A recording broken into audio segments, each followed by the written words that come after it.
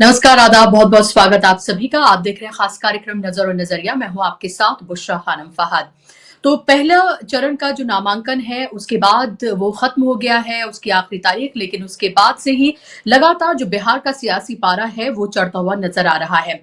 NDA को बड़ा झटका इस तरह से लगा है कि चिराग पासवान की पार्टी की जो कैंडिडेट हैं सीमा, जो कि भोजपुरी कलाकार है, मंडोरा से उनको कैंडिडेट बनाया गया था, उनका नामांकन रद्द हो गया है। तो ये कह सकते हैं कि पहले ही एक झटका यहाँ पर लग गया है एनडीए को। और उसके बाद से जिस तरह से अमित शाह ने नीतीश कुमार को लेकर जो बयान दिया और उसके बाद नीतीश कुमार से वो मिलने के लिए गए, नीतीश कुमार को लेकर सीधे तौर पर उन्होंने ये कहा कि बाद में जो विधायक दल है वो ये तय करेगा कि मुख्यमंत्री कौन होने जा रहा है। यानी कि सीधे तौर पर चुनाव से पहले ही ये मैसेजिंग है, चुनाव से पहले ही ये बताया जा रहा है कि नीतीश कुमार मुख्यमंत्री नहीं होने जा रहे हैं। और अब इसको दोहराया है चिराग पासवान ने भी। चिराग पासवान ने भी कहा है कि अमित शाह ने जो कहा है वो सही कहा है, क्योंकि चिराग पासवान भी कहीं ना कहीं अपने आप को ये देख रहे हैं कि क्या वो भी भावी मुख्यमंत्री हो सकते हैं। लेकिन इस सबके बीच सवाल ये उठ रहा है कि महागठबंधन आखिर कहां है, क्योंकि राहुल गांधी तेजस्वी यादव की जो वोट अधिकार यात्रा निकली थी उसने पूरे बिहार में एक मोमेंटम बनाया था। पूरे बिहार के युवा उनके साथ जुड़े थे, लाखों की तादाद में युवा उनके साथ आए थे और इससे बीजेपी के माथे पर पसीना था। उनको साफ तौर पर यह लग रहा था कि अगर इस यात्रा में इतना बड़ा जन समर्थन अगर महागठबंधन को मिल रहा है, तेजस्वी और राहुल को मिल रहा है, तो आने वाले इलेक्शन में उनके लिए किस तरह की मुश्किलें और पैदा हो सकती हैं। लेकिन सवाल अभी उठ रहा है कि क्या वो महागठबंधन अपना वो मोमेंटम जो वोट अधिकार यात्रा के दौरान उन्होंने बनाया था, क्या इस पूरे इलेक्शन के दौरान, क्योंकि बिल्कुल आप ये कहें कि सर पर है इलेक्शन, पहले दौर के जो नामांकन की आखिरी तारीख भी खत्म हो चुकी है, दूसरे दौर की जो है वो 20 तारीख को है। आप ये देखें तो कितना कम वक्त बचा हुआ है। अब ऐसे में पूरा डेरा अगर कहीं पर डाल देना चाहिए महागठबंधन के तमाम नेताओं को, खास तौर पर कांग्रेस पार्टी की अगर हम बात करें, राहुल गांधी की बात करें, तो वो होना चाहिए बिहार। पहले हमने देखा कि सीट बंटवारे को लेकर जिस तरह की मुश्किलें सामने आई, और अब एक तरह से जो मैसेजिंग अलग अलग तरीके से देखने के लिए मिल रही है वो साफ तौर पर कई तरह के सवाल जरूर खड़े कर रही है। देखिए, हम एक लोकतांत्रिक प्लेटफॉर्म है और यहाँ पर किसी पार्टी का माउथपीस पीस नहीं है हम। तो ऐसे में अगर महागठबंधन में कोई खामियां, कोई कमियां नजर आ रही हैं, या लग रहा है कि उनकी तरफ से उस तरह से कैंपेन को मजबूती नहीं दी जा रही है, या जिस तरह की खबरें आ रही हैं सामने, वो अगर महागठबंधन को नुकसान देने वाली है, तो वो भी आप तक पहुंचाना बेहद जरूरी है। क्योंकि आप ये देखिए कि एक तरफ है तमाम एजेंसीज उनके पास हैं, उनके पास डबल इंजन की उनकी सरकार है, लगातार उनके पास पैसा, और जिस तरह से खुद विपक्ष ये कहता रहा है कि चुनाव आयोग भी उनके साथ बी पार्टी बनकर काम कर रहा है, एसआईआर जैसी प्रक्रिया हुई है, उसके बाद ये भी कहा गया कि एक वोट बैंक मैनेज कर लिया गया है। तो ऐसे में महागठबंधन को और कितनी मजबूती से सामने आने की जरूरत है और किस तरह से अपनी कमर कसने की जरूरत है, ये साफ तौर पर एक मैसेज पहुंचना बहुत जरूरी है। दूसरी तरफ आप ये देखिए कि राहुल गांधी लगातार जो राजनीति कर रहे हैं, जो खास तौर पर अगर ये बात की जाए कि दलितों की या फिर पिछड़ों की जो राजनीति कर रहे हैं, या फिर माइनॉरिटीज को जिस तरह से साथ लेकर चलने की वो बात कर रहे हैं, वो अलग अलग तरीके से अपने उस मैसेज को पहुंचा रहे हैं। चाहे वो रायबरेली गए हों, या फिर वो हरियाणा गए हों, या फिर जिस तरह से सीजीआई के ऊपर जूता फेंका गया हो, उन तमाम मुद्दों को उन्होंने मुखरता से उठाया। लेकिन सवाल यही है कि अभी ये तमाम मुद्दे महत्वपूर्ण हैं और ये मैसेज बिहार तक तो पहुंच रहा है, लेकिन बिहार में कब तेजस्वी और राहुल गांधी हमें एक साथ नजर आएंगे, और उस तरह से वो जैसे हमें वोट अधिकार यात्रा के दौरान जो जोड़ी कमाल करती हुई नजर आई थी, वो जोड़ी कब जमीन पर फिर से नजर आएगी, इसका इंतजार जो है वो बिहार के तमाम लोगों को है ही। क्योंकि ये तो साफ तौर पर जमीन पर नजर आ रहा है कि बिहार में जो सत्ता के खिलाफ एक प्रचंड लहर है, उनको कोई चेहरा ना तो बीजेपी में नजर आ रहा है, और ना ही अगर नीतीश कुमार की हम बात करें तो ना ही वो तेज उनमें वो नजर आ रहा है। जो उनका स्वास्थ्य है, जिस तरह की हरकतें वो करते हुए नजर आ रहे हैं, उससे कहीं ना कहीं उनको ये लग रहा है कि एक चेंज, एक बदलाव की जरूरत है।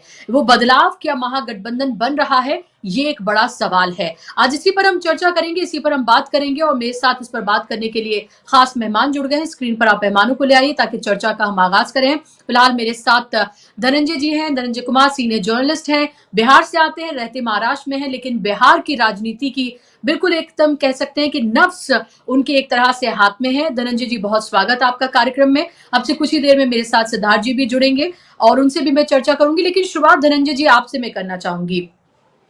अभी फिलहाल बिहार की सियासत आपको किस तरफ जाती हुई नजर आ रही है? योगी आदित्यनाथ की बात करें या फिर अमित शाह की बात करें, वो वही सियासत कर रहे हैं जिसके लिए वो जाने जाते हैं, सांप्रदायिक ध्रुवीकरण की। घुसपैठियों की बात कर रहे हैं, बुर्के की बात कर रहे हैं, शहाबुद्दीन के बेटे को टिकट दे दिया, वो वही बात कर रहे हैं। दूसरी तरफ महागठबंधन है, खासतौर पर राहुल गांधी, जो हम देख रहे हैं कि लगातार दलितों के इश्यूज उठा रहे हैं, भले कि बिहार में ना हो, लेकिन जहां कहीं भी जा रहे हैं उससे वो एक मैसेजिंग दे रहे हैं। अमित शाह ने कल कहा था नीतीश कुमार को लेकर कि उनसे मिलने जरूर गए और उनके खुद गए, नीतीश कुमार नहीं आए, तो उससे वो ये भी दिखा रहे हैं कि नीतीश कुमार की अहमियत क्या है और कम से कम अभी तो फिलहाल वो उनका इस्तेमाल करना ही चाहते हैं। लेकिन चिराग पासवान, अमित शाह के ये बयान ये क्या कुछ बताते हैं? पहले चरण की नामांकन की आखिरी तारीख कल खत्म हो गई और अब 20 तारीख को दूसरी चरण के नामांकन की आखिरी तारीख है। कहां जाते हुए फिलहाल आप ये देख रहे हैं और महागठबंधन की और एनडीए की स्थिति को आप कहां देख रहे हैं? देखिए, मेरी आवाज आ रही है? जी। देखिए, पहले जो स्थिति थी उसमें थोड़ा परिवर्तन हुआ है, लेकिन मुझे लगता है कि फिर धीरे धीरे नॉर्मल हो जाएगा। अभी जब नॉमिनेशन नाम वापस लेने की तारीख 20 है, 20 तारीख के बाद वो स्थिति बन जाएगी।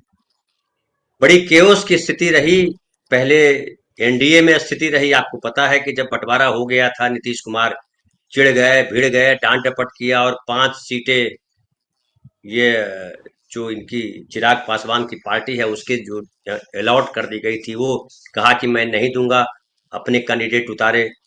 चिराग पासवान चुप रहे, अमित शाह चुप रहे, बीजेपी के भी कुछ सीटें नीतीश कुमार ने ले ली, लेकिन सब चुप रहे। क्यों चुप रहे? चुप रहे कि वो जानते हैं कि नीतीश कुमार को चिढ़ा देने का मतलब है हार। अब फिर स्थिति बनती है, उस समय महागठबंधन की स्थिति बड़ी अच्छी थी।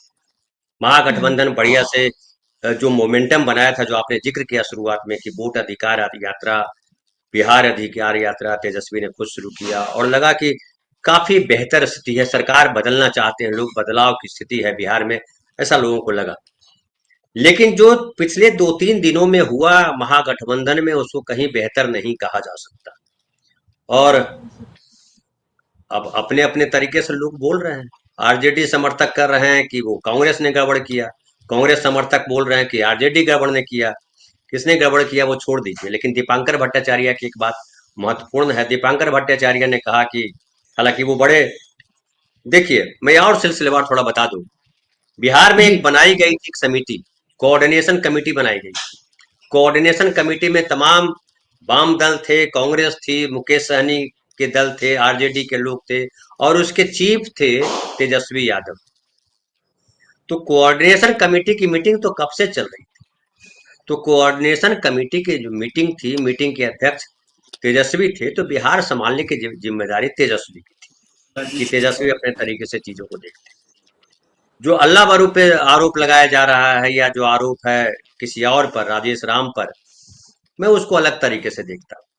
राहुल गांधी ने वहां अल्लाह बरू, कृष्णा अल्लाह बरू को बिहार भेजा था कि आप कांग्रेस को संभालिए, कांग्रेस के लिए उन्होंने काम किया। अब अच्छा काम किया बुरा काम किया ये सेकेंडरी है, प्राइमरी है कि उन्होंने एक गति ला दी, एक माहौल बना दिया। और लोग कहते हैं कि इसमें बड़ा इंपॉर्टेंट रहा कि पहली बार 30-35 सालों के बाद पहली बार ऐसा लगा कि कांग्रेस पार्टी अपने उम्मीदवार खुद चुन रही है। कांग्रेस पार्टी अपनी सीट कहां लड़ेगी खुद उस पर बात कर रही है। पहले लगातार ये आरोप लगता रहा कांग्रेस पार्टी पर कि जो लालू प्रसाद यादव है उनकी छाया पार्टी है, लालू प्रसाद यादव जो बोल देते हैं फाइनली वही होता है। लेकिन इस बार रिटेलिएशन वाली स्थिति थी। 61 सीटों पर कंफर्म हुआ है या 60 सीटों पर हुआ है या कितने पर हुआ, अभी ये तक ये स्पष्ट नहीं है। 48 सीटों पर तो घोषित किया था कांग्रेस ने अपने कैंडिडेट, उसमें कई सीटों पर आरजेडी ने भी उतार दिया है, वो अभी चल रहा है खींचतान, 8-9 सीटों पर बात की जा रही है, तो वो अपनी जगह है।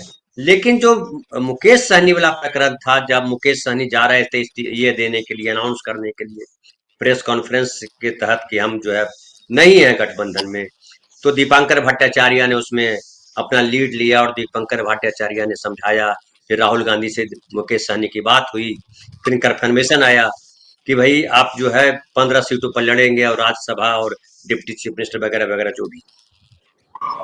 तो मुकेश सहनी भी अगर फैल रहे थे तो ये जिम्मेदारी थी तेजस्वी यादव की कि तेजस्वी यादव सबको बुला करके कहते कि भाई किस आधार पे फैसला करो, कोई फार्मूला होगा ना, लड़ने का कोई फार्मूला होगा। जैसे समझिए कि एनडीए ने एक फार्मूला निकाला कि जो लोकसभा सीट जितना जीता है उस आधार पे हम तय करें, एक फार्मूला उन्होंने बनाया।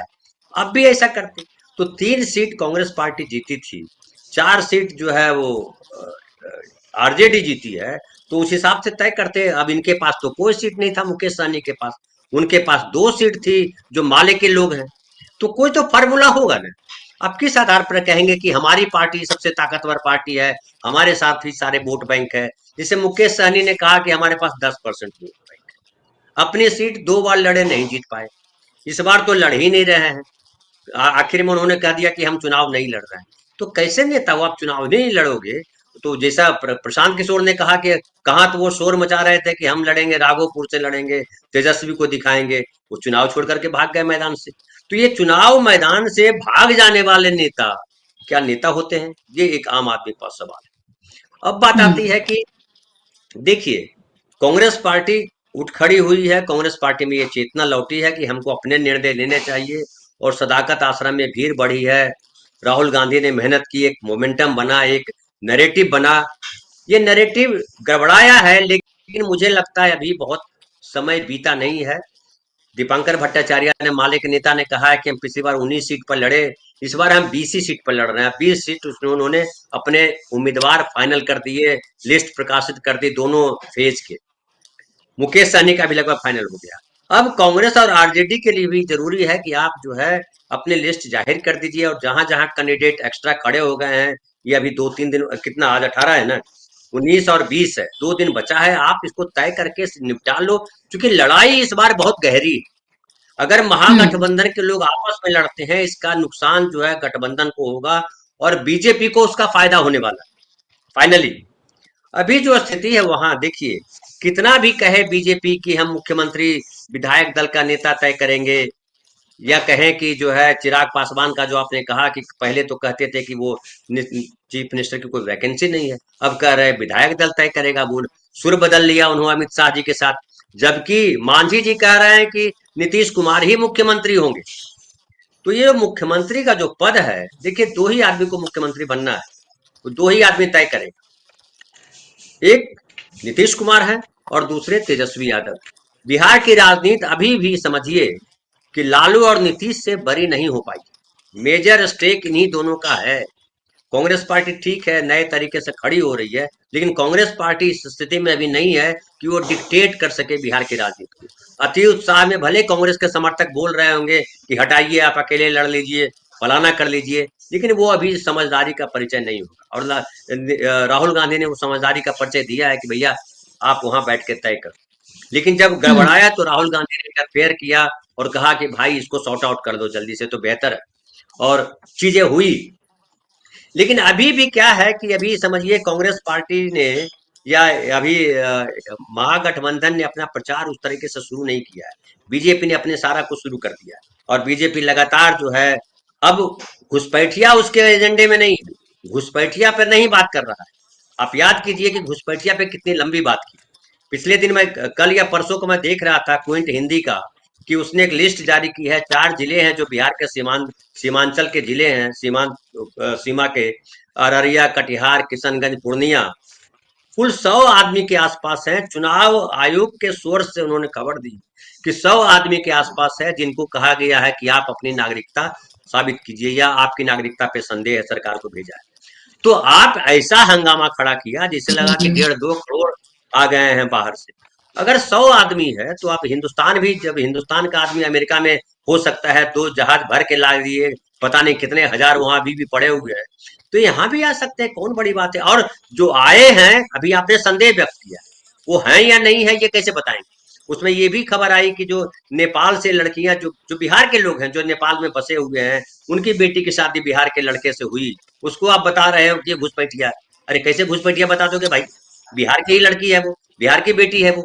तो कई सारी चीजें, लेकिन वो साबित करने के बाद अब देखिए घुसपैठिया वाले मुद्दे पे नीतीश ये पूरा जो है बीजेपी चुप है। अब वो लेकर के क्या नया बघार रहे हैं, वो आतंकवादी, वो क्या उसका शहाबुद्दीन के बेटे की बात कर रहे हैं। अरे आप पार्टी में सब संत हैं क्या? नरेंद्र मोदी जी संत हैं? अगर वो कह रहे हैं कि ईश्वर की संतान है या खुद ईश्वर है, तो आपकी पार्टी में जिसको छू देंगे, जिसको देख देंगे, सब ये हो जाएगा? आपकी पार्टी में नहीं खड़े किया आपने? वो जो जिसको जनता दल ने खड़ा किया है, अनंत सिंह, वो क्या है, भक्ति भजन में लीन रहते हैं। ऐसे कई लोग, ये खुद इनकी पार्टी जो बीजेपी के कई लोग हैं। फिर आप देखिए कि चिराग पासवान की पार्टी में कई लोग हैं। तो क्या है, सारी पार्टियों में ये है और ये होता है। एक और देखिए एक्सपोज हुआ है मामला, हालांकि इसमें कांग्रेस पार्टी को भी ध्यान देने की जरूरत है कि आप सामाजिक न्याय पिछड़ा बड़ा इंपॉर्टेंट इशू है बिहार में, आप उसको झुठला नहीं सकते। बीजेपी ने क्या किया है, 101 में से 49 सीट सवर्णों को दी है, मतलब आधा आधी सीट दे दिया आपने। तो किधर पिछड़ावाद है आपका? मोदी जी पिछड़ा है, फलाना ये है। फिर 49 के अलावा 15 सीट दी है अपने वैश्य को। 15 सीट वैश्य को देने का मतलब होता है आपका कोर वोटर है। तो 64 सीटें आपने उन्हीं को दे दी है। मुसलमान को तो आप टिकट देते नहीं हो, लेकिन आपने अति पिछड़े को, कितने अति पिछड़ों को टिकट दिया है, कितने पिछड़ों को टिकट दिया है, ये इंपॉर्टेंट सवाल है। सेम सवाल ये कांग्रेस पार्टी में भी पूछा जाना चाहिए कि भाई आपने जो 48 नाम बाहर दिए, जाहिर किए थे फर्स्ट लिस्ट में, उसमें 11 भूमिहार आपने दे दिए। अति पिछड़े पे इतना सवाल खड़े किए कि अति पिछड़े को 36% अति पिछड़े, आपने उनको 4 सीट दी है। अब बताइए 36% को 4 सीट दे रहे हैं और जो 3% है उसको 11 सीट दे रहे हैं, तो क्या इसको इसको किस तरह के देखा जाएगा? फिर आप राजेश राम को अध्यक्ष बनाया है। राजेश राम अध्यक्ष है बिहार कांग्रेस के, अल्लाह बरू उसके प्रभारी हैं। कोई नहीं कह रहा है कि तेजस्वी आदमी मुख्यमंत्री होगा, सब कह रहे हैं कि तेजस्वी यादव या कौन मुख्यमंत्री होगा यह विधायक तय करेंगे या बाद में तय किया जाएगा। राहुल गांधी ने भी यही कहा। अभी अखिलेश प्रसाद सिंह कह रहे हैं कि तेजस्वी ही मुख्यमंत्री होगा। तो आपका आधिकारिक बयान कौन है? जो बोल रहे हैं अखिलेश प्रसाद सिंह वो है, या जो राहुल गांधी बोल रहे हैं, जो राजेश राम बोल रहे हैं वो है? तो ये सारी क्लियरिटी अभी किया जाना बाकी है। मुझे लगता है कि कांग्रेस को एक समन्वय अपने बीच में स्थापित करना, तेजस्वी से भी गड़बड़ी कि भाई फाइनली तेजस्वी को ये बोलने की क्या जरूरत है, तेजस्वी ही मुख्यमंत्री, कोई दूसरा कैंडिडेट नहीं है। लेकिन ये आप क्यों परेशान? और ये भी धनंजय जी, अभी मैं खबर देख रही थी कि राजेश राम की जो सीट है उससे तेजस्वी यादव की पार्टी ने अपना कैंडिडेट वहां पर उतार दिया है। तो अगर इस तरह की मैसेजिंग होगी, क्योंकि कोई ऐसे ही नहीं बल्कि राजेश राम अगर अध्यक्ष है, अगर उनकी सीट से आप उतारें तो आप किस तरह का मैसेज दे रहे हैं फिर? कई जगह हुआ है, राजा पाकड़ से सीपीआई ने लगा दिया है, बिहार शरीफ में भी वही स्थिति हुई है, कई जगह हुआ है। तो वो तो अलग, अब वो निपटाए गए। अब 20 तारीख के बाद उस पर बात की जानी चाहिए कि फाइनली किया क्या इन्होंने। लेकिन एक और महत्वपूर्ण है कि जो आपने कहा मढ़ौरा सीट है, एक मढ़ौरा सीट है जहां से सीमा सीमा जो है भोजपुरी फिल्मों की एक्ट्रेस रही है, उनको टिकट दिया गया था, उनका नॉमिनेशन रद्द हो गया। तो एक तरह से कहिए कि एनडीए सीट ऐसे ही बाहर हो गई। तो अगर 243 सीट है तो अब 242 सीट पर एनडीए लड़ रही है। उसके अलावा कई सीट हैं जहां पे बीजेपी के जो या जेडीयू के जो लोग हैं, जो नाराज हैं कि हमारी सीट थी, आपने कैसे दे दिया चिराग पासवान को, उनकी जगह पे भी कई जगह हुआ है जो विद्रोही खड़े हो गए हैं। तो अभी लड़ाई वहां भी कमजोर नहीं, ये नहीं है, वहां भी लड़ाई बड़ी उलझी हुई। और एक और बात मैं बता दूं, फिर उसके बाद सिद्धांत भाई से बात करिएगा। बिहार में देखिए पॉलिटिक्स अभी भी, जिसे कितना भी कहे अमित शाह कि विधायक दल का नेता तय, विधायक दल तय करेगा, कोई तय नहीं करेगा, करने वाले नीतीश कुमार ही है। अगर अगर स्थिति बनती है कि भैया एनडीए सरकार बनाने की पोजीशन में है, अगर बोल रहा हूं मैं, अभी कंफर्म नहीं कुछ बोल रहा हूँ, क्योंकि अभी आसान नहीं है लड़ाई, इतना आसान नहीं है जितना बाहर से अमित शाह जी कह रहे हैं। वो पता नहीं किसके किसको, मीडिया तो पूरा उनके साथ खड़ा है, कुछ भी नैरेटिव कर दो आप। अभी देखिए ना, सारे मुख्यमंत्री पहुंच गए बिहार और मामूली नॉमिनेशन में भी जा रहे हैं, गली मोहल्ले में चुनाव प्रचार कर रहे हैं। और मुझे हालांकि लगता है उसका नुकसान होगा, जितना हिंदूवाद चलाएंगे उतना उनका नुकसान होगा, क्योंकि बिहार उत्तर प्रदेश नहीं है, बिहार का मिजाज अलग है। बिहार का मिजाज 1960s के दौर से, सिद्धांत भाई और बताएंगे, सिद्धार्थ भाई, 1960 के 60s के दौर से बिहार का मिजाज अलग है। उसको आप उत्तर प्रदेश से तुलना नहीं कर सकते, गुजरात नहीं बना सकते, महाराष्ट्र नहीं बना सकते, उसको दिल्ली नहीं बना सकते, उसको मध्य प्रदेश नहीं बना सकते, उसका मिजाज अलग है। लेकिन जी अभी भी निर्णायक नीतीश कुमार है एनडीए में। नीतीश कुमार को माइनस करके अगर अमित शाह सोच रहे हैं, नहीं पॉसिबल है। जैसे आप मैसेजिंग की बात कर रही हैं, गृह मंत्री जो अगर जिसको कहते हैं शिष्टाचार की बात करते हैं, प्रोटोकॉल की बात करते हैं, तो गृह मंत्री से मिलने आना चाहिए मुख्यमंत्री। लेकिन मुख्यमंत्री के घर जाना पड़ा अमित शाह जी को। अब इसको उनका अब मीडिया बताएगा कि ये देखिए तो उनकी चाल है, ऐसे ही सोचते हैं, घेर रहे हैं। नीतीश कुमार को घेरना इतना आसान काम नहीं, वो कच्चे खिलाड़ी नहीं, राजनीति जानते हैं। और अपनी विरासत की जब बात आएगी ना, तो बीजेपी को विरासत देकर के नहीं जाएगी।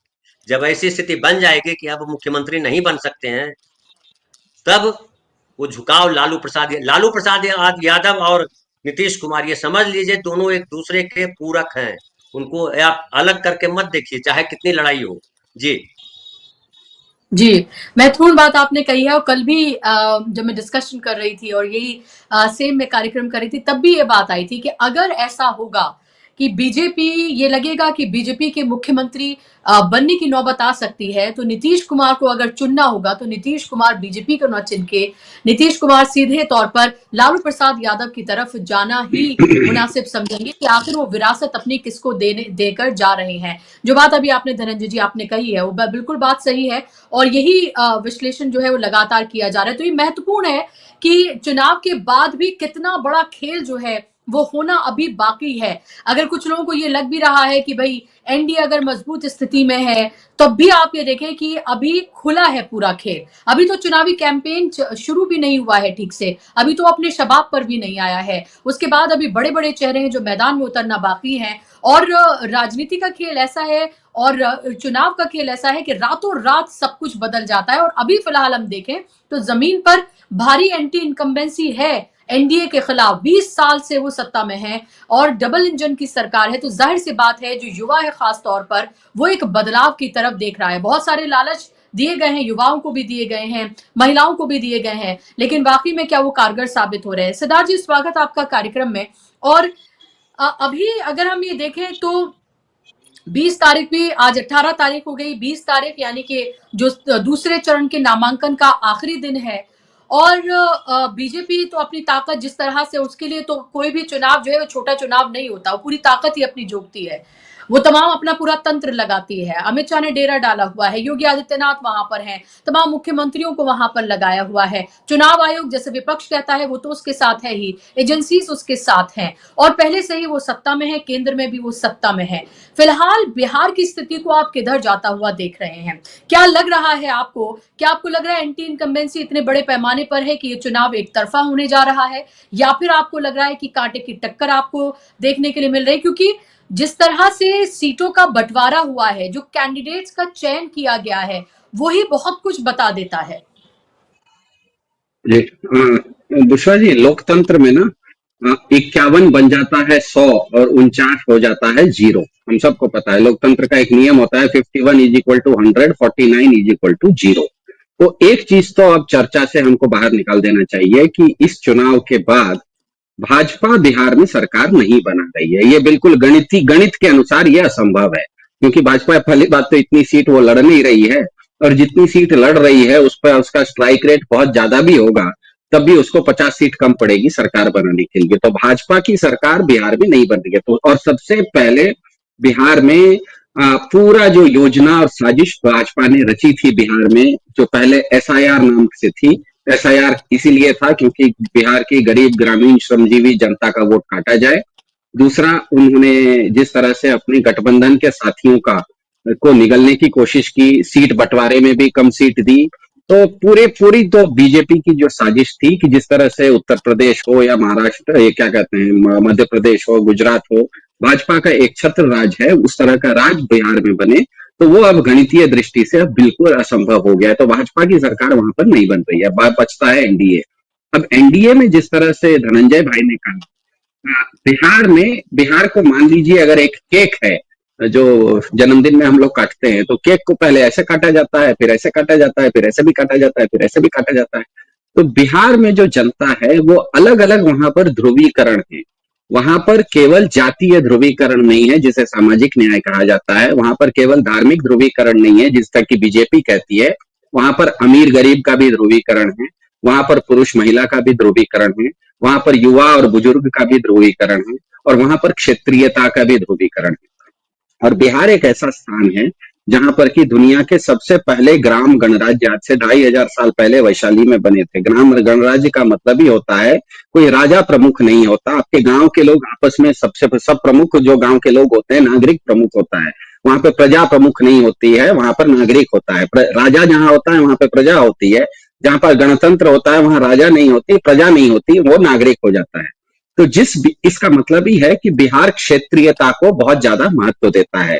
और इसका उदाहरण देखिए, इस चुनाव में एक तरफ तो भाजपा है और दूसरी तरफ कांग्रेस है। ये दोनों ही पार्टी मिला के दो राष्ट्रीय दल हैं, ये दोनों राष्ट्रीय दल मिला के एक सरकार बनाने के लिए जितनी सीट चाहिए उतनी सीट पर तो लड़ नहीं रहे हैं, उससे ज्यादा सीट पर तो क्षेत्रीय दल लड़ रहे हैं, चाहे वो आरजेडी के नाम से क्षेत्रीय दल हो, चाहे वो जेडीयू के नाम से क्षेत्रीय दल हो, चाहे वो उपेंद्र कुशवाहा उस तरफ हो, चाहे वो मुकेश साहनी इस तरफ हो, चाहे नए नए आए हुए प्रशांत किशोर हो। तो ये मानने का पूरा क्या कहते हैं आधार है कि बिहार में क्षेत्रीयता सबसे ज्यादा हावी होती है, और जहां पर क्षेत्रीयता ज्यादा हावी होती है वो अपनी बागडोर किसी दूसरे के हाथ में देना पसंद नहीं करता। और भाजपा जो है, भाजपा का जो पूरा नैरेटिव है, भाजपा का जो पूरा कथानक है, वो कहता है एक देश, एक चुनाव, एक विधान, एक नेता, एक राजा। तो भाजपा जो राष्ट्रीय स्तर पे चलती है, गुजरात से चलती है, उसको बिहार के लोग मानने वाले नहीं है। इसीलिए ये बिल्कुल अब स्पष्ट है कि बिहार चुनाव में बीजेपी बैकफुट पर है, ये बिल्कुल स्पष्ट है। लेकिन बैकफुट पर होने का मतलब ये नहीं है कि वो चुनाव हार रही है। चुनाव जीतने के लिए भाजपा आने वाले समय में अलग अलग तरह के कथानक लाएगी, क्योंकि मुख्य रूप से भाजपा अब इस चुनाव में न तो धार्मिक ध्रुवीकरण को ला सकती है कि घुसपैठिया आ गया, क्योंकि ये पूरा जो एसआईआर नाम का इन्होंने शगुफा रचा था, खोदा पहाड़, उसमें से कितनी चूहिया निकली। इतना बड़ा माउंट एवरेस्ट नाम का पहाड़ खोदा आपने, 7 करोड़ 8 करोड़ लोगों को खोदा, उसके बाद आपको निकला कितना? 315 निकले आपके इस पूरे एसआईआर में घुसपैठिए। उसमें भी केवल 78 तो थे क्या कहते हैं अल्पसंख्यक, बाकी तो ज्यादातर लोग तो हिंदू थे। तो सबसे पहली बात ये है कि ये जो घुसपैठिया वाला मुद्दा है नहीं, इसीलिए जिस तरह से धनंजय जी ने कहा, भाजपा इस विषय को नहीं उठाएगी। लेकिन भाजपा अगर नहीं भी उठाती है तो आने वाले समय में मेरे ख्याल से इंडिया गठबंधन को, महागठबंधन को यह विषय बार बार लोगों को उठाना पड़ेगा कि देखिए, भाजपा पहले तो कहती थी दूसरों को कागज दिखाएंगे, इस बार तो उसने हिंदुओं से ही कागज दिखवा दिया जबरदस्ती। जो 8 करोड़ बिहार में एसआईआर हुआ, हर आदमी को तो अपना 11-11 कागज दिखाना पड़ गया, तो उसमें ज्यादातर तो हिंदू हैं। तो भाजपा जो अपने आप को कहती है कि हम दूसरे को परेशान करने के लिए उसका कागज मांगेंगे, यहाँ पर तो उसने हिंदुओं से ही कागज मांग लिए, 6 करोड़ से ज्यादा हिंदुओं से कागज मांग लिए। ये तो इसका मतलब है कि भाजपा हिंदुत्व को, हिंदू लोगों के खिलाफ जा रही है, हिंदुओं को ही परेशान कर रही है। तो पहला ये उनको, मेरे ख्याल से महागठबंधन को यह एंगल लेना पड़ेगा। दूसरा, भाजपा कहीं पर भी 3-4 चीजों पर नहीं बात करेगी इस चुनाव में, क्योंकि 20 साल से वही सरकार में है। एक तो अपराध दर, बिहार में जो अपराध दर बढ़ा है उस पर वो बात नहीं करेगी, क्योंकि बात करेगी तो खुद फंसेगी। बिहार से जो पलायन है उसके बारे में भाजपा बात नहीं करेगी, क्योंकि बात करेगी तो खुद फंसेगी। बिहार में जो गरीबी है उस पर भाजपा बात नहीं करेगी, क्योंकि बात करेगी तो खुद फंसेगी। बिहार में जो अशिक्षा है उसके बारे में भाजपा बात नहीं करेगी, क्योंकि बात करेगी तो खुद फंसेगी। तो मेरे ख्याल से इंडिया गठबंधन को अब इन मुद्दों पर बात करना चाहिए कि अगर भाजपा ने 20 साल तक बिहार को राज किया है, तो सबसे पहली बात यह है कि हिंदू पार्टी होने के नाते 6 करोड़ हिंदुओं को कागज क्यों दिखवा दिया? भाई, आप तो कागज दूसरों को दिखवाने वाले थे, आप तो अपने ही लोगों का कागज देख के आपको परेशान कर रहे हैं। और दूसरा, अगर बिहार में भाजपा 20 साल से सरकार में है, तो फिर वहां पर बिहार में अपराध दर इतना ज्यादा क्यों है? हर जगह लोगों के साथ मारपीट क्यों नहीं? और जो अपराध दर है ये केवल गरीबों के साथ हो रहा है और क्या कहते हैं अवर्णों के साथ हो रहा है, ऐसी बात नहीं। अगर बिहार में कोई आदमी पढ़ा लिखा भी है, अगर अपने बच्चे को पढ़ाना भी चाहता है, तो उसके साथ समस्या यह है कि उसका बच्चा अगर अच्छा पढ़ रहा है तो बिहार में आगे पढ़ने की कोई व्यवस्था ही नहीं है। तो या तो दिल्ली में मुखर्जी नगर में कोचिंग के लिए भेज देता है, या तो कोटा भेज देता है, या तो बेंगलोर में इंजीनियरिंग कॉलेज में भेज देता है। तो जो अवर्ण नहीं है, जो सवर्ण है, उसके साथ भी समस्या ये है कि वो अगर पढ़ने लिखने वाला भी है तो बिहार में कोई व्यवस्था नहीं है।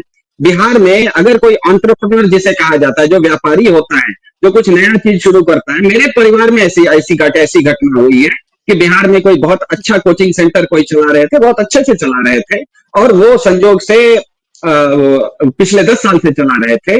लेकिन पिछले 10 साल से अगर आप बिहार में, पटना में कोई कोचिंग सेंटर चलाएंगे तो स्वाभाविक है कि जो भी सरकार है, जो भी सत्ता पक्ष है, उसके साथ आपके संबंध अच्छे रहेंगे, उनको भी आप कार्यक्रमों में, अपने कार्यक्रमों में बुलाएंगे। कभी आपका सालाना कोई जलसा होगा, कोई कार्यक्रम होगा तो आप बुलाएंगे। लेकिन ऐसे ऐसे लोग भी जो 10-10 साल से बिहार में कोचिंग सेंटर चला रहे हैं, वो भी पिछले साल भर के अंदर बिहार छोड़ने पर मजबूर हो गए हैं। मतलब जो सवर्ण है उनके साथ भी समस्या है, तो जो पढ़ा लिखा है उसको भी बाहर जाना पड़ रहा है, पलायन हो रहा है। जो व्यापारी है उसको भी वहां पर फिरौती की मांग हो जाती है, मारपीट हो जाती है, लोगों को दिन दहाड़े गोली लग जाती है। तो जो अपराध दर की बात कर रहे हैं, इन सब विषयों को, क्योंकि अब एसआईआर का विषय बहुत ज्यादा विपक्ष उठाने की कोशिश करेगा तो वो सिंक नहीं करेगा, क्योंकि बहुत सिंपल सी बात है कि एसआईआर में मान लीजिए बहुत बड़ी धोखेबाजी भी हुई है, बहुत बड़ी साजिश भी हुई है, बहुत लोगों का वोट कटा भी है। तो मान लीजिए 10% लोगों का वोट कट गया, 65 लाख कहा जा रहा है, तो चलिए 65 लाख अगर एक घड़ी के लिए मान लेते हैं कि 65 लाख वोट कट गया, तो 10% लोगों का वोट कटा। लेकिन ध्यान में रखिएगा 90% लोगों का वोट नहीं कटा। तो जो वोट नहीं कटा वो 10% के लिए क्यों लड़ाई करेंगे? तो अब मेरे ख्याल से विपक्ष को एसआईआर पर बात थोड़ी कम करनी चाहिए, और इन 2-4 मुद्दों पर अगर बात करेंगे तो बीजेपी पूरी तरह से घिर जाएगी, क्योंकि इस चुनाव में अब भाजपा धार्मिक ध्रुवीकरण बिहार में नहीं ला सकती। क्योंकि धार्मिक ध्रुवीकरण की बात लाते ही लोग सवाल पूछेंगे तो यही तो आप कर रहे थे एसआईआर में, तो कितने घुसपैठिए आपको मिले? जब घुसपैठिए मिले ही नहीं तो धार्मिक ध्रुवीकरण, वहां पर धार्मिक ध्रुवीकरण का जो उनका हथौड़ा है वो चलेगा नहीं, वो लोहे का हथौड़ा, कागज का हथौड़ा बन जाएगा। तो इसीलिए मेरे ख्याल से भाजपा इस चुनाव में अब धार्मिक ध्रुवीकरण की बात नहीं करेगी। लेकिन वो दूसरे जो कैंडिडेट हैं, कोई कैंडिडेट है विपक्ष का, उसका नाम कोई अटपटा नाम है, उसको उजागर कर देना, इस तरह की, जिसे कहते हैं ना इंग्लिश में ब्राउनी पॉइंट लेने की कोशिश, जिसको कहते हैं कि क्या कहते हैं, टपोरी भाषा का इस्तेमाल करके किसी तरह से छोटा मोटा वाक युद्ध करने की कोशिश करेगी। लेकिन भाजपा भी जानती है कि ये चुनाव अब भाजपा के लिए काफी मुश्किल है, और जहां तक भाजपा का एनडीए गठबंधन हो या महागठबंधन हो, उसमें अगर कुछ सीटों पर आपके सहयोगियों ने भी अपना पर्चा भर दिया है तो मेरे ख्याल से कोई बहुत ज्यादा चिंता की बात नहीं है। क्योंकि चुनाव में एक प्रक्रिया होती है जिसके अंतर्गत आपको अपना उम्मीदवारी वापस लेने की एक तारीख होती है। तो उम्मीदवारी वापस लेने तक दोनों दल के जो नेता हैं वो बैठ के किसी एक के हाथ में वो दे दिया जाएगा और वापस लिया जाएगा। ज्यादातर सीटों पर मेरे ख्याल से कहीं पर भी महागठबंधन हो या एनडीए गठबंधन हो, आपस में एक दूसरे के सीट पर रस्साकशी भले हुई है लेकिन अंत में ठीक ठाक ही चलेगा। और सबसे बड़ी बात ये होने वाली है इस चुनाव में कि भाजपा, देखिए बिहार में करीब 150 जगहों पर 142 जगहों पर भाजपा नहीं खड़ी हो रही है। भाजपा 101 जगह पर खड़ी हो रही है, इसका मतलब 141 जगहों पर भाजपा नहीं खड़ी हो रही है। तो 142 जगहों पर जहां पर भाजपा नहीं खड़ी हो रही है, वहां का जो भाजपा का वोटर है वो तो मजबूर है कि गठबंधन के कैंडिडेट को, चाहे वो जेडीयू का कैंडिडेट हो चाहे एलजेपी का कैंडिडेट हो, उसको वोट डालेगा, क्योंकि वो भाजपा को वोट डालने वाला था। भाजपा के हिस्से में वो सीट नहीं आई, लेकिन वो सीट भाजपा का जो गठबंधन है उसको वो वोट डालेगा। भाजपा का वोटर शिफ्ट कर जाएगा एनडीए के लिए।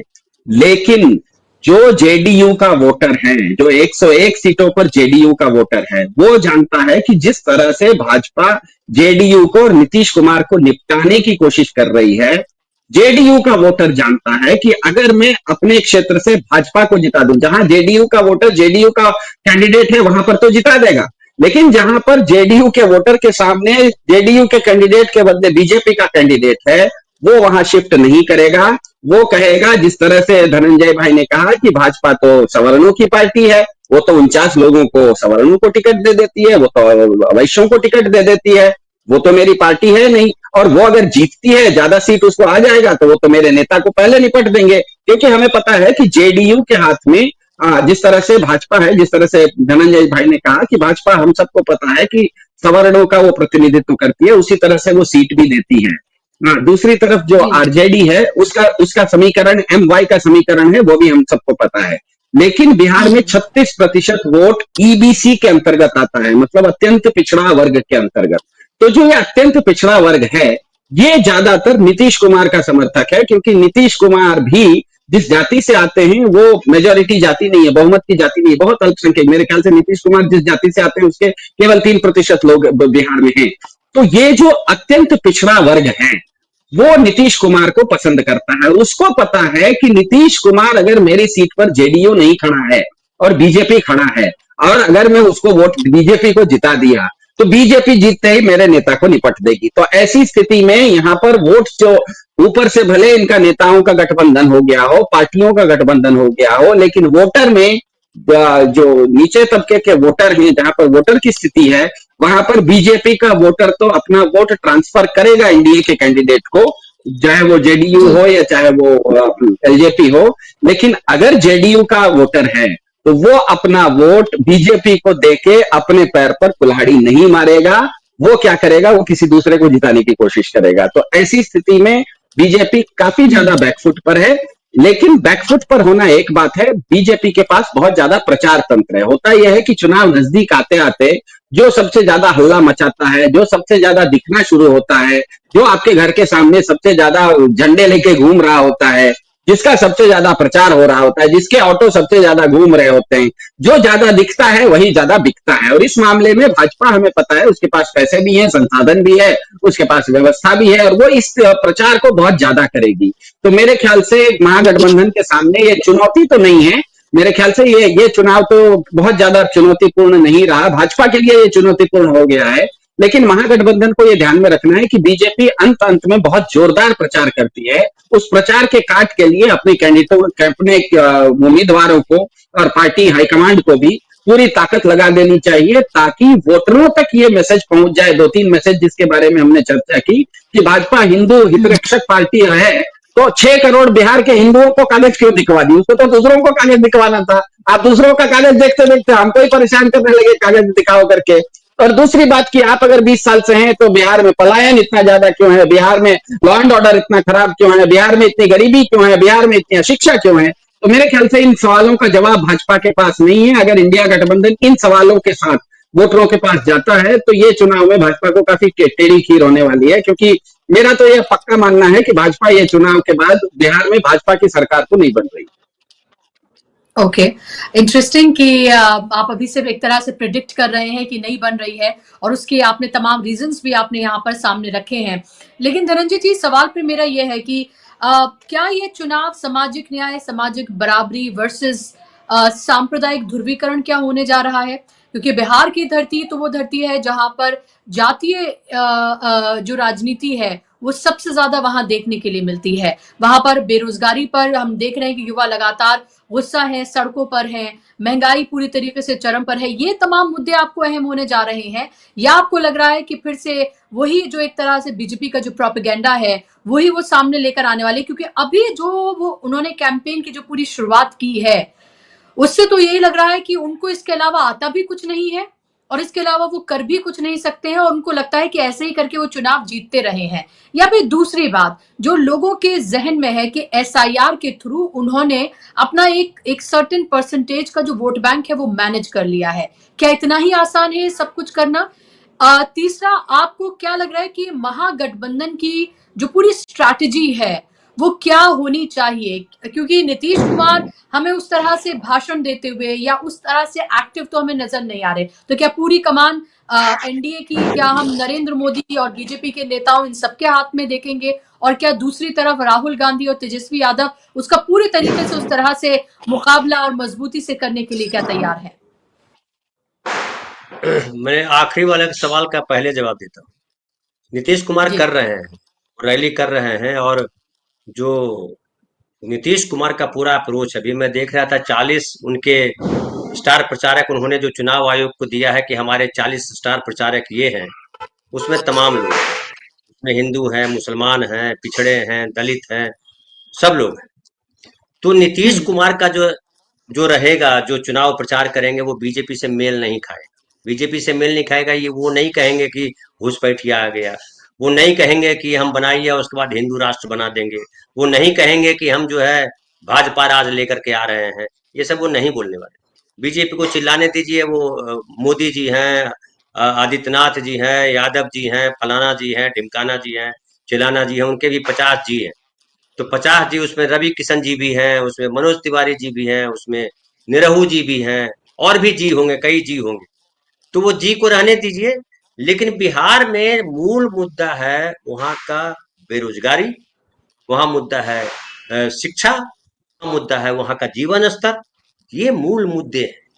आम आदमी, हिंदू मुसलमान सिर्फ वही कर रहे हैं जो खाए अघाए लोग हैं।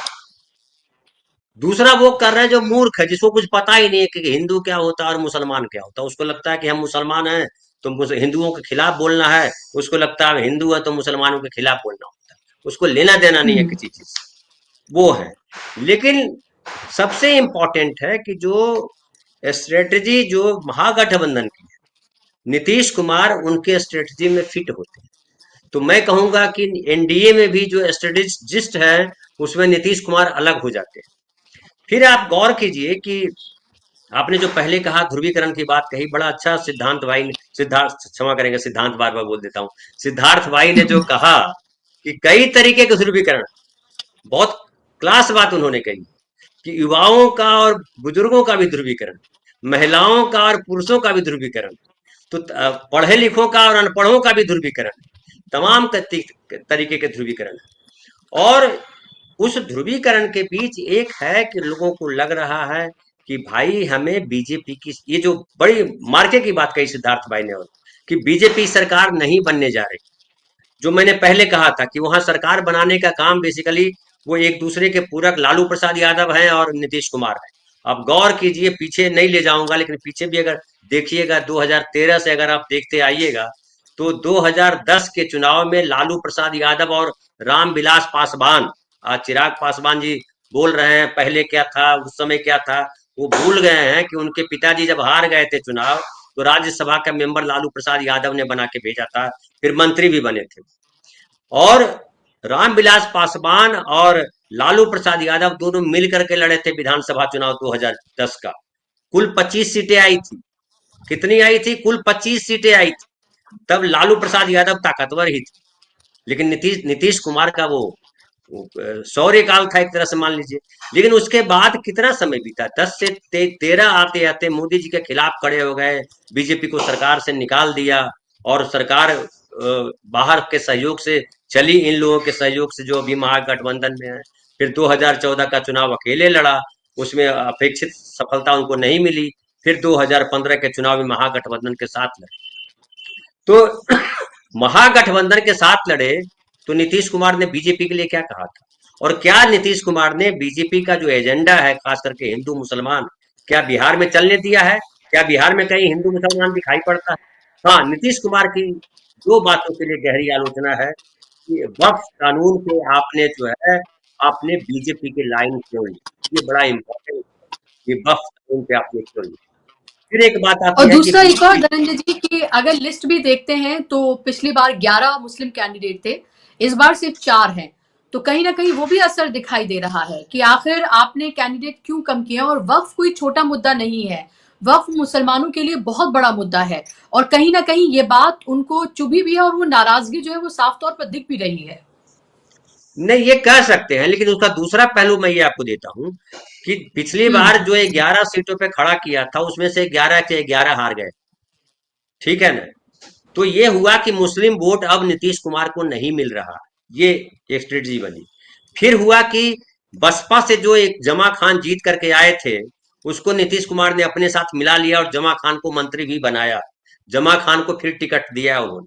और एक और खास बात बताऊं, पहली बार आप देख रहे होंगे कि नीतीश कुमार ने 4 जो टिकट दिए हैं, 2 पसमानदा हैं, 2 उधर से दिए, तो उसमें भी वो रखा है सामाजिक न्याय वाली, तो वो अलग प्रसंग है। अब देखिए, फाइनली एक और बात मैं बताऊं, ये मुस्लिम भी मानते हैं कि जो दरगाहें थी, जो मस्जिदें थी, जो कब्रगाहें थी, वो जो खुला था जिसपे कब्जा हो जाता था, सबकी घेराबंदी नीतीश कुमार ने करवा के दी। ये भी है, वक्फ कानून है और बीजेपी है, वो सब अपनी जगह है। लेकिन एक और क्या है कि मुस्लिम वोट बैंक किसी भी कीमत पे मुसलमान अब नहीं चाहता है कि नीतीश कुमार को वोट दिया जाए और नीतीश कुमार की वजह से बीजेपी मजबूत हो जाए। तो अब मुस्लिम वोट कंप्लीटली बीजेपी के साथ, ये आरजेडी के साथ है या कांग्रेस अब खड़ी हो गई, कांग्रेस के साथ वो वोट चला गया है। वो नीतीश कुमार के साथ मुस्लिम वोट नहीं है। कुछ वोट 2-4% तो सबके आते जाते हैं, उनके नेता भी कई 3-4 नेता हैं जो चुनाव प्रचार भी करेंगे, मुस्लिम नेता हैं, तो वो अलग इशू है। लेकिन मूल में जो बात कर रहे थे आप कि बीजेपी की जो सरकार नहीं बनने वाली है, कि उसमें स्थिति ये है कि बीजेपी के पास मुद्दे नहीं हैं, और मुद्दे जो है वही हिंदू मुसलमान, वही घुसपैठिया। अभी क्या मुद्दा उठाया है? अभी आप देख लीजिए कि पिछले 3 दिनों से उनका मुद्दा है ओसामा का, ओसामा जो शहाबुद्दीन का बेटा है। अरे शहाबुद्दीन का बेटा इतना बड़ा इशू है, पूरे बिहार को खतरा है उससे। अब क्या प्रचार कर रहे हो? अगर इसको, अगर बीजेपी समझिए सत्ता में नहीं होती तो इसको बोलता कि कोई मूर्ख उसका जो है ये प्रोग्राम प्लान कर रहा है, कि जो एक विधायक को लेकर के वो कह रहा है कि बिहार में, अरे उससे क्या हो जाएगा? ओसामा कौन है? ओसामा साहबुद्दीन का बेटा, इससे ज्यादा क्या है? तो क्या अपराधी कोई व्यक्ति है उसके बेटे को अपराधी मानेंगे आप? तो ये कोई इशू नहीं है। इशू दरअसल है कि आप रोजगार की बात करोगे, इशू ये है कि आप एजुकेशनल हब बनाने की बात करोगे, इशू ये है कि पर कैपिटा इनकम बिहार का कैसे बढ़े, बिहार का आदमी पलायन न करे, इसको इशू बनाओगे। मैं नीतीश कुमार से एक बात से बड़ा नाराज रहता हूँ, दो बात कहे। एक तो उन्होंने अपने लिए कोई नेता नहीं खड़ा किया अपनी पार्टी के लिए, तो अपनी पार्टी को उन्होंने जान करके झोंक दिया कि जाओ तुमको जहां जाना है जाओ। दूसरा, नीतीश कुमार को था एक, उनके पास विजनरी नेता था। आप बिहार, आप ये कहते हो कि पटना आने में 5 घंटा लगता है, कहीं से आओ 5 घंटा से ज्यादा समय नहीं लगता है। अरे ये आप ये क्यों नहीं कह रहे हो कि जिस जिला का आदमी है उस जिला के हेडक्वार्टर से आगे आने की उसकी जरूरत नहीं है, चाहे शिक्षा की बात हो, चाहे स्वास्थ्य की बात हो। ये क्यों नहीं तय किया आपने? 20 साल आपको दिए गए, आप कहते कि हमारे किसी भी जिले का आदमी, उसको पटना या कहीं और बड़ी मुश्किल दौर में आना होगा, बहुत हाई लेवल पे आना होगा, बाकी सामान्य स्थिति में आपको आने की जरूरत नहीं है। आपको वहीं काम मिल जाएगा, आपको वहीं शिक्षा मिल जाएगी, आपको वहीं स्वास्थ्य व्यवस्था आपकी ठीक हो जाएगी। ये क्यों नहीं किया? ये बहुत बड़ी बात थी। फिर एक और बात कहूँ, वहां जी। जो कृषि के क्षेत्र है वहां जमीन नहीं है, वहां बंजर जमीन नहीं है। वहां एक हिस्सा जो है उत्तर बिहार बाढ़ से प्रभावित है, बाकी पूरी धान का कटोरा है तो फलाना है, इस तौर पे उपजाऊ जमीन के तौर पे फेमस है। वहां इंडस्ट्री खड़ी करने के लिए भी समझिए भागलपुर में 1050 एकड़ जमीन दिया गया है, 1 रुपया में उनको, अडानी जी को। वो जमीन को बर्बाद किया गया है। वहां सब आम के पेड़ लगे हुए थे, लाखों आम के पेड़ थे और दूसरे फलों के पेड़ थे, उसको आपने कटवा दिया। वो बहुत बड़ा गुनाह किया है। फिर नवादा में आपने सीमेंट फैक्ट्री लगाने के लिए आपने उनको जमीन दी है। नवादा जिला को बर्बाद कर देंगे आप। सीमेंट फैक्ट्री का मतलब समझ रहे हैं कितना पॉल्यूशन आएगा? आप बर्बाद करोगे उसको। अडानी बिहार जाकर के आबादी नहीं लाने जा रहे हैं, बर्बादी करने जाएंगे। कहाँ बनाएंगे, क्या करेंगे, ये अपने आप में समझने वाली बात। बिहार के लिए था जो मजबूत जो था कि आप food processing unit block level पे खड़ा करते। आप उसके अलावा आप जो है ये लघु कुटीर उद्योग, जो मांझी मंत्री हैं, लघु कुटीर उद्योग में बिहार में जबरदस्त तरीके से काम करते। समझिए एग्जाम्पल के तौर पे दूं कि चीन से जो आप सामान आयात करते हैं, चाहे कंप्यूटर के लिए, चाहे मोबाइल के लिए, चाहे किसी और चीज के लिए, मेडिसिन के लिए, आप उस तरीके की स्थिति बिहार में बना सकते थे। छोटे छोटे लोग तौर पे करते और उसको असेंबल करने का काम होता और चीजें बड़ी होती। उस पर किसी का ध्यान नहीं है। लोग वहां डिस्कस ये कर रहे हैं, वहां जाति डिस्कशन में नहीं है, वहां धर्म डिस्कशन में नहीं है, वहां डिस्कशन में सिर्फ है कि रोजगार कौन देगा। इसलिए जो इन्होंने कहा कि 10,000 महिलाओं को जो दिया, जीविका जीविका दीदी की बात कर रहे हैं। अमित शाह भी क्या बोला? अमित शाह ने कहा कि 1.5 करोड़ जीविका दीदियों को ये किया गया। मोदी जी जीविका दीदी की चर्चा कर रहे हैं। जीविका दीदी की चर्चा क्यों कर रहे हैं? 10-10 हजार रुपए जो आपने महिलाओं को दिलाए, 75 लाख या 1 करोड़ 21 लाख, पता नहीं कितना दिए, मुझे समझ में नहीं आ रहा, क्योंकि कहीं कुछ बोल रहे हैं ये लोग, कोई डेटा तो देते नहीं है आधिकारिक तौर पे। तो जो जीविका दीदियों के सहारे दिया है, उनके लाइन से ला करके दिया है 75 लाख या 1 करोड़ 21 लाख को 10-10 हजार रुपया। तो आप जीविका दीदी बेस में है ना, जीविका दीदी बेस है ना, कि ये आपने नहीं कहा ना कि हिंदुओं को हमने दिया है। ये कह के देखिए कि इतने हिंदुओं को हमने दिया, इतने ब्राह्मणों को दिया।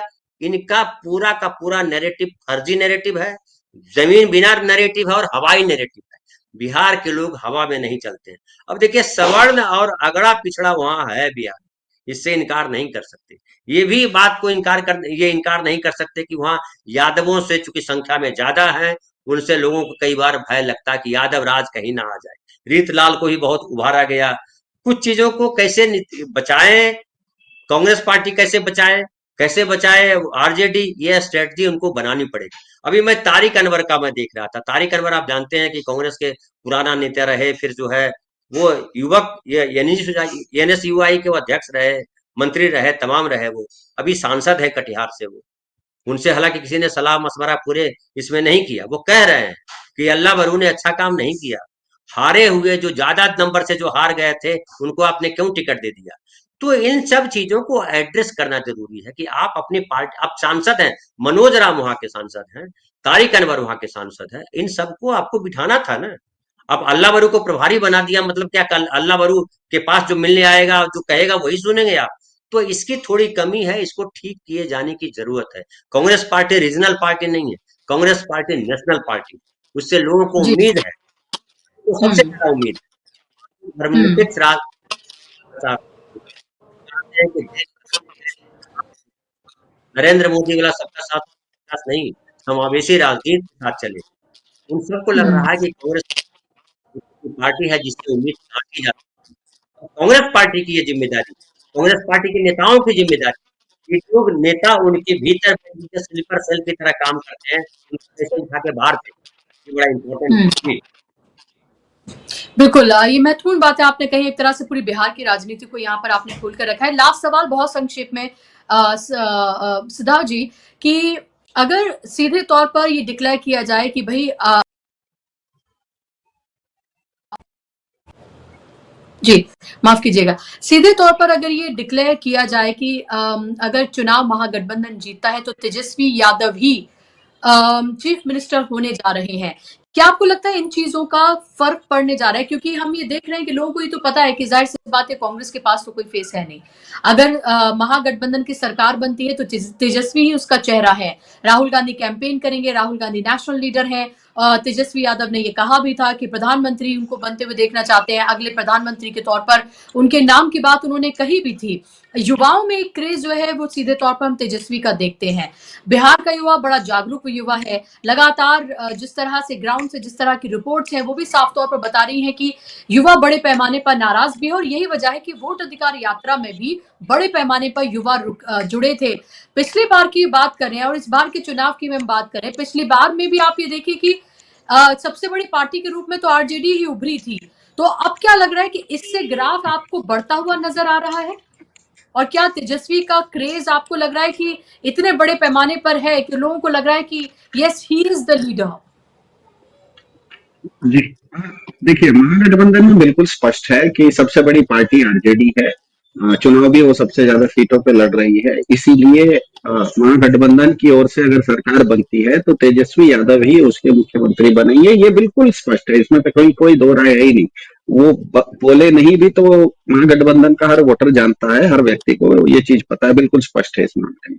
हाँ, ये अलग बात है कि महागठबंधन को अगर थोड़ा सा सीट कम पड़ जाए और नीतीश कुमार पलटी मारे तो लालू यादव और नीतीश कुमार के बीच में जिस तरह का अंदर खाने में एक यारी दोस्ती है, जिस तरह से धनंजय भाई ने कहा, तो हो सकता है लालू यादव या तेजस्वी यादव कहें कि ठीक है 2.5 साल के लिए आप रह लीजिए, उसके बाद आप रिटायर कीजिएगा तो हम रह लेंगे। वो एक अलग चर्चा है, लेकिन मुख्य रूप से महागठबंधन में क्योंकि आरजेडी सबसे बड़ी पार्टी है, सबसे ज्यादा सीटों पे चुनाव लड़ रही है, इसलिए वो जीतेगी तो तेजस्वी यादव मुख्यमंत्री का चेहरा बनेंगे। ये हर वोटर को पता है, ये घोषित हो या नहीं हो कोई फर्क नहीं पड़ रहा है। यहाँ पर मुख्य बात यह है कि बिहार में जो भी चुनाव होंगे, भाजपा को 25% वोट भी नहीं आने वाले हैं।